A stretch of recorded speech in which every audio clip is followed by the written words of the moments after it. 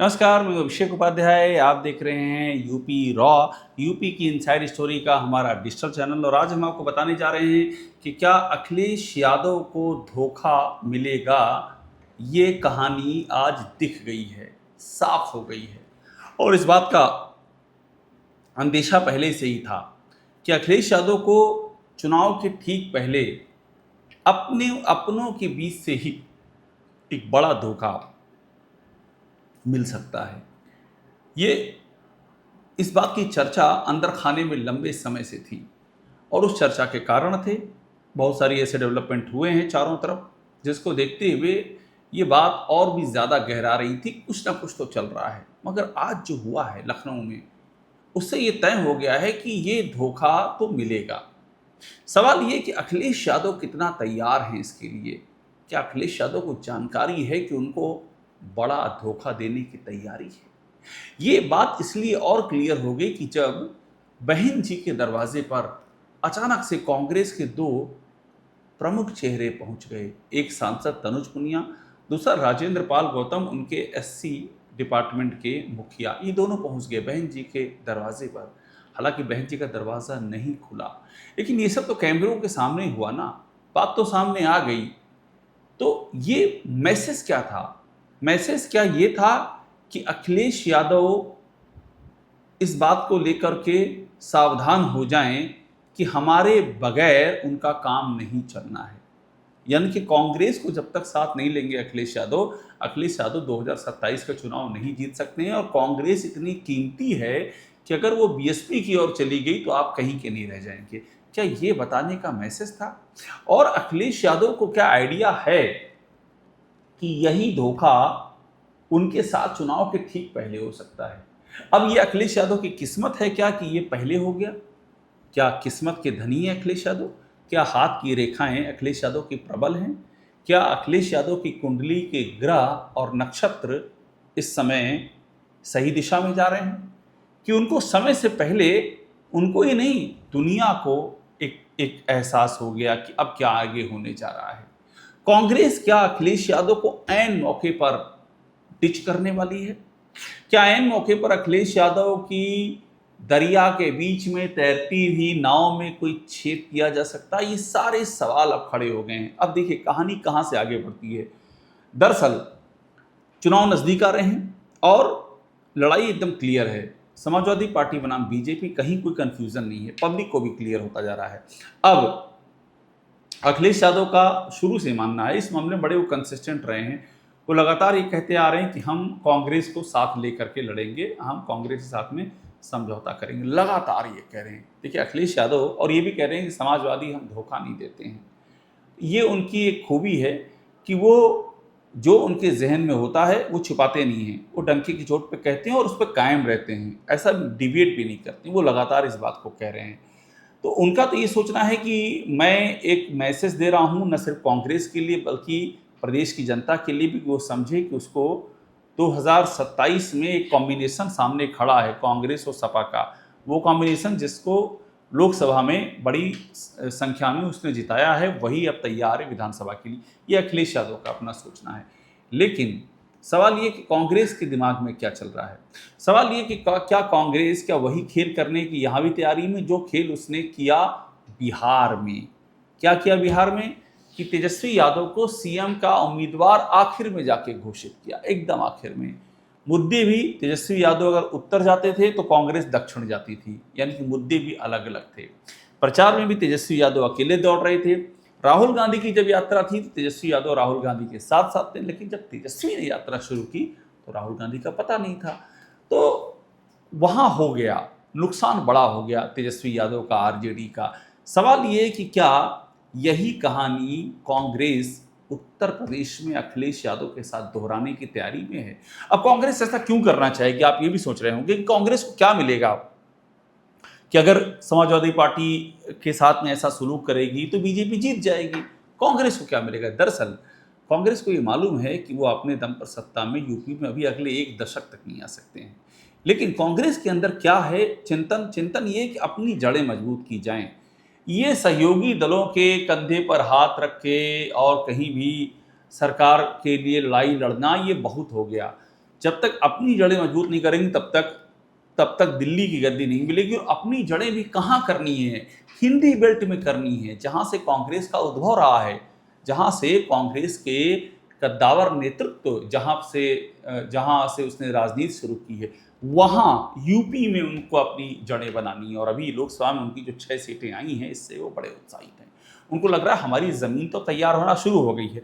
तो ऐसे में लोकसभा हो गया है, विधानसभा में यूपी में उनके लिए ज़रूरी है कि अपनी ज़मीन उनको यहाँ उर्वर करनी है। और अगर एक थॉट ये भी है कि अगर समाजवादी पार्टी मजबूत होती है तो कांग्रेस, फिर वो ताकत कांग्रेस नहीं रह पाएगी, फिर तो कांग्रेस समाजवादी पार्टी की बैसाखी बन के चलेगी।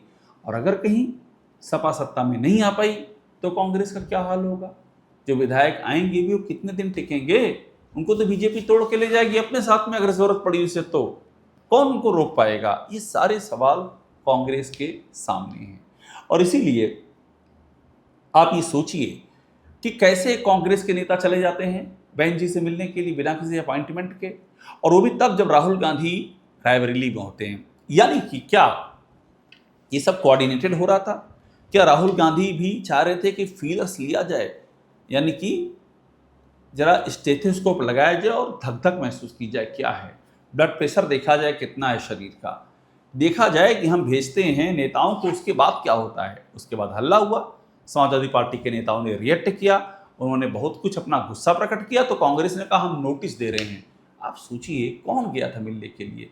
मैं फिर कह रहा हूँ, एक सांसद बाराबंकी के पीएल पुनिया कांग्रेस के ने लोकसभा भेजा, कांग्रेस ने राज्यसभा भेजा, कांग्रेस ने सीसी सेंट्रल इलेक्शन कमेटी का मेंबर बनाया। वो कांग्रेस के कद्दावर दलित नेता पीएल पुनिया, जो बहन जी के भी प्रमुख सचिव रह चुके हैं, जब बहन जी मुख्यमंत्री थी, 2 बार रह चुके हैं। उनके बेटे तनुज पुनिया, जो 2 लाख से अधिक वोटों से जीते हैं बाराबंकी से और समाजवादी पार्टी के सपोर्ट से जीते हैं, तनुज पुनिया वहां पर गए, साथ में राजेंद्र गौतम गए, एससी डिपार्टमेंट के चेयरमैन। तो ये सब क्या बगैर आला कमान को बताए हो गया? ऐसा हो सकता है क्या? खुद से सोचिए। क्या कांग्रेस आला कमान एक टेस्ट लेना चाह रहा था कि देखें क्या होता है? और क्या ये भी सोच है कि अगर बसपा के साथ चले जाएंगे तो ज़्यादा फायदा होगा? वो दलित वोट बैंक कांग्रेस, जो बसपा का कोर है और कांग्रेस का भी कभी कोर था, क्या वो फिर से एडजॉइन हो जाएगा? कांग्रेस को फायदा होगा। कुल मिला के कांग्रेस की थिंकिंग ये कि कांग्रेस को कितना फायदा हो सकता है। समाजवादी पार्टी के साथ आने से फायदा होगा, या बीएसपी के साथ आने से फायदा होगा, या रायता फैलाने से फायदा होगा। अब देखिए क्या हो रहा है। आज दोपहर जब से तस्वीरें आई हैं कि कांग्रेस के नेता पहुंचे हैं बहन जी से मिलने, तब से हो ये रहा है कि रायता फैला हुआ है, कांग्रेस की चर्चा हो रही है। कुछ लोग कांग्रेस को गाली दे रहे हैं, कुछ लोग कांग्रेस की तारीफ कर रहे हैं, पर कांग्रेस चर्चा में है। कांग्रेस चाहती क्या है? कांग्रेस चाहती है कि वो यूपी में मेन डिस्कोर्स का हिस्सा बन जाए, उसके नाम पर चर्चा हो, उसके नाम पर वादे हों, उसके नाम पे बयानबाजी हो, वो उसके नाम पे वार किया जाए, उसके नाम पे प्रतिवार किया जाए, वो चर्चा के मेन स्ट्रीम में आ जाए। और कांग्रेस का क्या मानना है? कांग्रेस के मैंने कई नेताओं से बात की और उनसे पूछा कि भाई आप लोग संगठन पे काम तो नहीं करते हैं, कैसे आपकी कांग्रेस आएगी? उनका ये कहना था कि देखिए हमारा ये सब संगठन उंठन नहीं चलता है, कांग्रेस मास मूवमेंट है, मास उठती है और कांग्रेस को ले आती है आगे। अब मास कैसे उठेगी? मास ऐसे उठेगी कि चर्चा होगी तो हल्ला होगा, हल्ला होगी बयानबाजी होगी, लोगों को समझ में आएगा भाई कांग्रेस की ताकत है, तभी तो बयानबाजी हो रही है ना। ताकत नहीं होती तो कौन पूछता? यानी कि कांग्रेस एक पावर है और वो पावर लोकसभा में दिखा चुकी है, इसलिए कांग्रेस फिर से चाहती है कि फिर से वो कहानी हो। और एक बात मैं आपको और बताऊं, कांग्रेस के कई सीएम रहे हैं उत्तर प्रदेश में, एक लंबा इतिहास रहा है, पंडित गोविंद बल्लभ पंत से लेकर के नारायण दत्त तिवारी तक, वीर बहादुर सिंह, विश्वनाथ प्रताप सिंह, एक लंबा इतिहास रहा है कांग्रेस के जो सीएम रहे हैं यूपी में, उनका बड़ा इतिहास रहा है।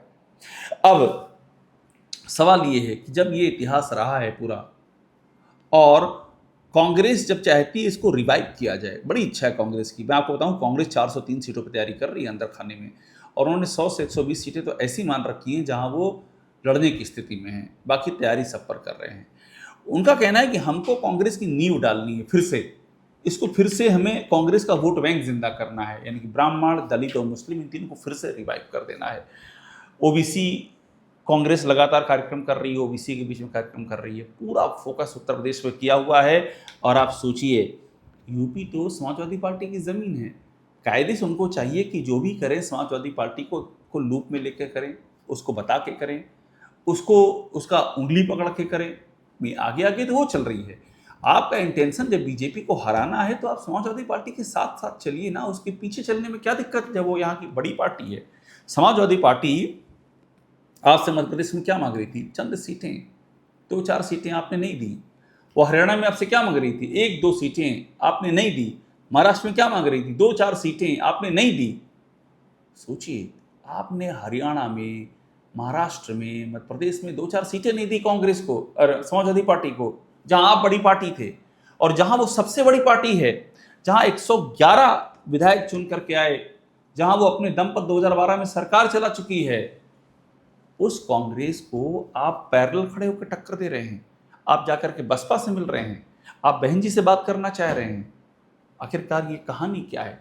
इमरान मसूद तो खुल के कहते हैं कि बहन जी हमारे साथ आ जाएं और हमारा और उनका वोट बैंक एक ही, अगर उन्हें न्याय करना है काशीराम और बाबा साहब के सपनों के साथ में तो हमारे साथ आ जाएं। कहानी ये है कि कौन पुश कर रहा है? क्या प्रियंका गांधी पुश कर रही हैं? क्या अखिलेश यादव पुश कर रहे हैं? और आप देखिए क्या प्रियंका गांधी पुश कर रही हैं? क्या राहुल गांधी पुश कर रहे हैं? अखिलेश यादव का स्वभाव देखिए। अखिलेश यादव इस मामले में उनकी भलबनसाहत कही जाती है कि रिश्तों को बड़ी अहमियत देते हैं।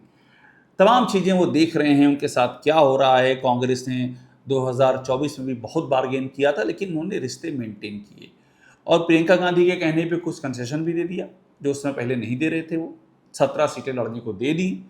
पहले ये था कि 10-12 सीटें देंगे, 17 सीटें दे दी।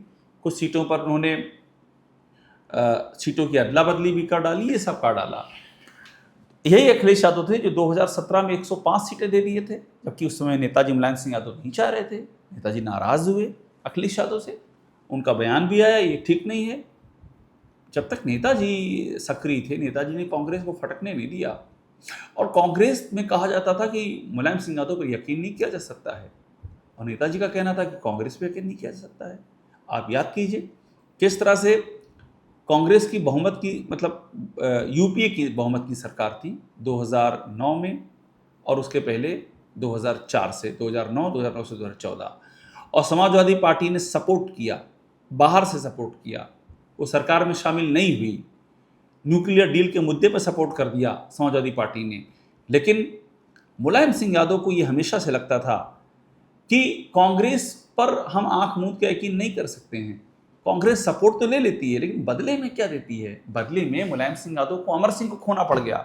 वही अमर सिंह जिन्होंने न्यूक्लियर डील कराई कांग्रेस के साथ में, वही अमर सिंह हट गए समाजवादी पार्टी से। मुलायम सिंह को क्या क्या नहीं कहा, कांग्रेस का उसमें रोल क्या रहा, यही सवाल आज भी उठता है। मुलायम सिंह यादव के परिवार पर जो आय से अधिक संपत्ति का केस हुआ, वो बीजेपी के दौर में नहीं हुआ, वो तो कांग्रेस के दौर में हुआ। इतने लंबे समय तक चला। क्या सीबीआई के जरिए कांग्रेस ने मुलायम सिंह यादव के परिवार को टारगेट किया ताकि उनका समर्थन मिल जाए एक यूपीए की सरकार को मजबूती से चलाने के लिए? ये सारे सवाल मुलायम सिंह के जहन में हमेशा से रहे। वो इन सवालों से अपने आप को कभी दूर नहीं कर पाया और उन्होंने कांग्रेस पे कभी ट्रस्ट नहीं किया। तो क्या अखिलेश यादव को धोखा मिल चुका है? और ये क्लियर हो चुका है कि अगर अखिलेश यादव इस चीज़ को नोटिस नहीं करते हैं तो ये धोखा चुनाव से पहले बड़ी शक्ल में मिल सकता है। लेकिन एक बात मेरी मान लीजिए, अखिलेश यादव भी समझदार हैं, उनको मालूम है ये उनके साथ होने वाला है। उनका भी प्लान भी तैयार है। वो प्लान भी क्या है वो भी मैं आपको जल्द बताऊंगा।